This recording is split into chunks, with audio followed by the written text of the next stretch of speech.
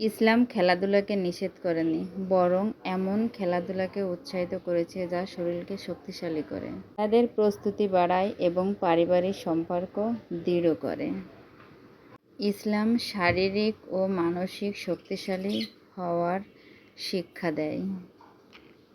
খেলাধুলা শরীরকে শক্ত রাখে, তাই এটা ইসলামে প্রশংসনীয়।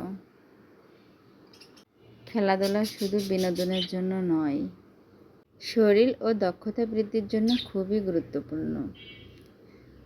আচ্ছা, আপনারা কি এরকম খেলা আগে কখনো দেখেছেন?